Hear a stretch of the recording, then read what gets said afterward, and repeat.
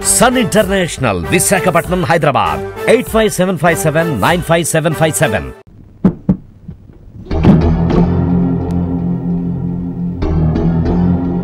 సబాష్, బాగా నటించావు. గొప్ప నటివి. ఆ విషయం అందరికీ తెలుసు అత్తయ్య గారు. మీరే కాస్త ఆలస్యంగా తెలుసుకున్నారు. పిచ్చి తల్లి, నేను నీకంటే గొప్ప నటిని. నేను నటించడం మొదలుపెట్టేసరికి నువ్వు ఇంకా పుట్టలేదు అని అంటాననుకున్నావు కదూ? అనను. ఎందుకంటే ఆ మాత్రం తెలుసుకునే తెలివితేటలు నీకున్నాయని నాకు తెలుసు.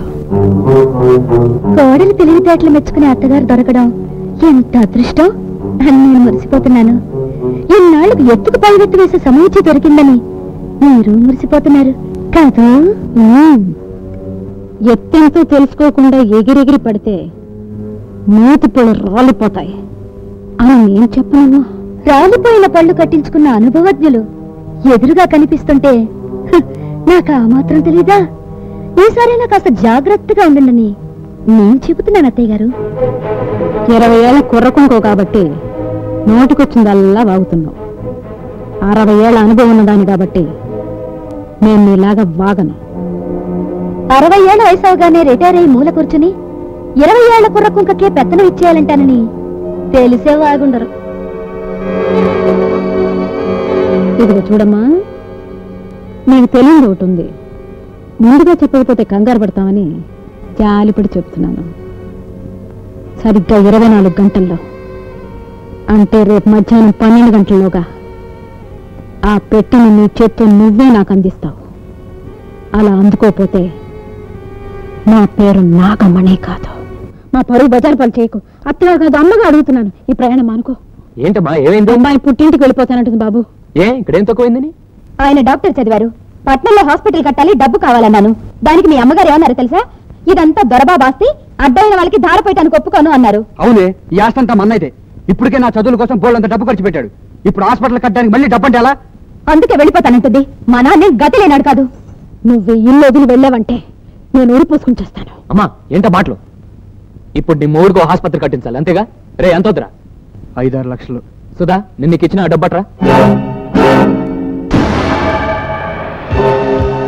ఆలోచిస్తున్నావు ఏంటి? ఇల్లు బట్రా. వద్దులే బాబు, నువ్వు కష్టపడి సంపాదించిన డబ్బు పరాయి వాళ్ళకి ఎందుకు ఇవ్వాలని అమ్మాయి ఆలోచిస్తుంది కాబోలు. పరాయి వాళ్ళు ఎవరమ్మా? నా తమ్ముడికి ఇస్తున్నాను, కాదంటానికి ఇదెవరు? వెళ్ళి పట్రా.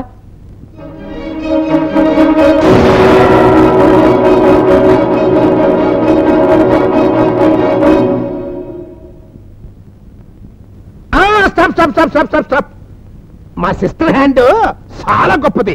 అత్తయ్యకి అమ్మ. అవునవును, అమ్మకి.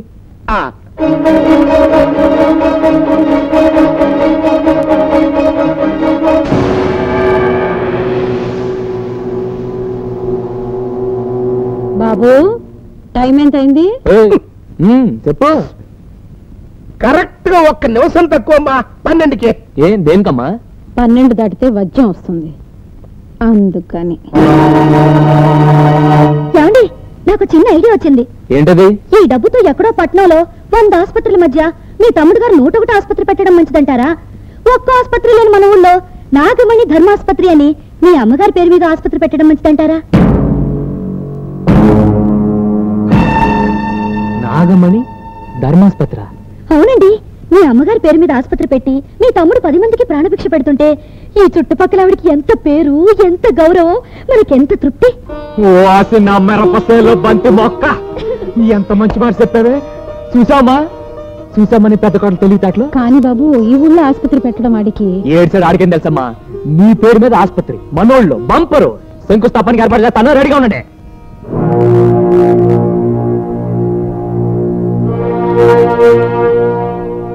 అందుకే మరి నేను కంచర్చించుకున్నది. ఏమనంటే అన్నా ఉంటారు.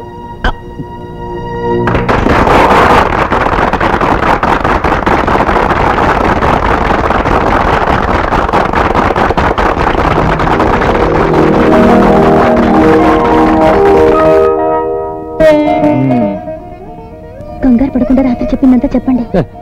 నా కోడిగుడ్లో తెలుసానా? నా కంగారటే ఓరే తెచ్చేస్తాను. మన ఆవిడ చెప్పేది ఏంటంటే ఆసుపత్రి అన్నమాట. మీకు తెలుసు నేను పెద్దగా చదువుకోలేదని, కానీ మా తమ్ముడు మాత్రం డాక్టర్ చదివాడు.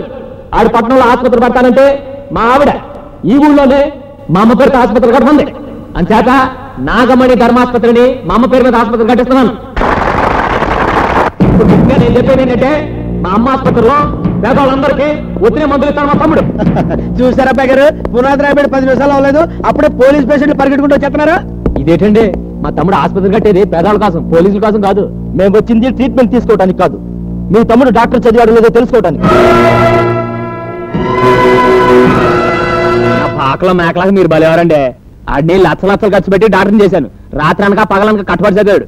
ఏమన్నా అంటే అన్నా ఉంటారు కానండి, డాక్టర్ చదవకుండా హాస్పిటల్ ఎందుకు గడుచుకుంటా ఉండే? అయితే ఆయన సర్టిఫికెట్ చూపించమనండి. చూపించండి మరిది గారు, మీకు భయం ఏంటి? ఇన్స్పెక్టర్ గారు ఒక్క నిమిషం.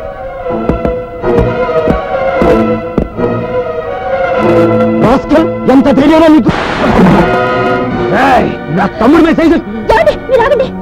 ఇన్స్పెక్టర్ గారు, మా మరిది గారిని ఎందుకు కొట్టారు? ఆయన ఏమైనా దొంగ, హంతకుడా? అవును, ఎంబీబీఎస్ చదవకుండా డాక్టర్ నన్ను చెప్పుకొని తిరిగే దొంగ. రేపు చేతగాని వైద్యం చేసి ప్రజలను చంపి హంతకుడు కూడా అవుతాడు. ఈ విషయాలు ఎవరికి చెప్పొద్దని నాకు లంచం ఇస్తా అన్నాడు, అందుకే లాక్కొట్టాను.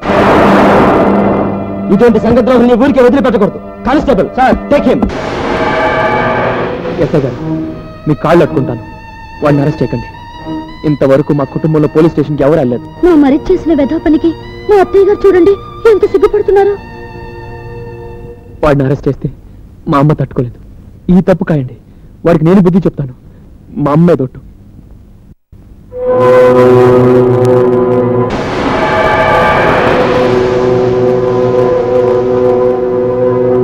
మొదటి తప్పు కనుక క్షమించి వదిలిపెడుతున్నాం.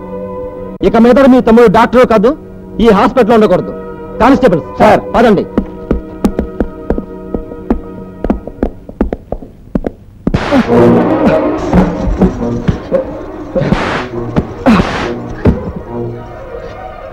దరిద్రుడా, నువ్వు చదవలేదని బాధలేదు, డబ్బు పోయిందని బాధలేదు, ఊరు వాళ్ళందరి ముందు అమ్మ తల దించుకునేలా చేశావు. బాబు వాణ్ణి ఏంటంటే మీరు? ఆయన అసలు కోపంతో మండిపోతుంటే మీరు ఇంకా రెచ్చగొడతారేంటి? ఎంత చెడ్డ అతను మీకు అన్న కొడుకు. వాడిని ఇంకా కొట్టు, చంపి, నరికి అలా ఆయనకు చెబితే నిజంగానే కొట్టి చంపేస్తారు. మీరు ఆవేశపడకండి అత్తయ్యా. రేపటి నుంచి మీ అత్తమ్మ వల్ల నువ్వు నీ పళ్ళం గోచలు కట్టుకుని పొలం పనిచేయండి. రామయ్య, బాబాయ్ నేను చూసుకుంటాను కదండి. బాబు, మరి డబ్బునేం చేయమంటావు? సురకేయండి. మావయ్య, ఈ డబ్బు అత్తయ్య చేతులతో తీసుకుంటే శుభం అనుకుంటాను. చి అది పరమ దరిద్రపు చెయ్యమ్మా, నా చేత్తోనే తీసుకో. మంచి ఎలా ఉంది మన దెబ్బ? దూబ గుయ్యమన్నట్టుందండి. అయ్యి బాబు, అలాంటి కంచి కాదండి, మంచి కంచి కట్.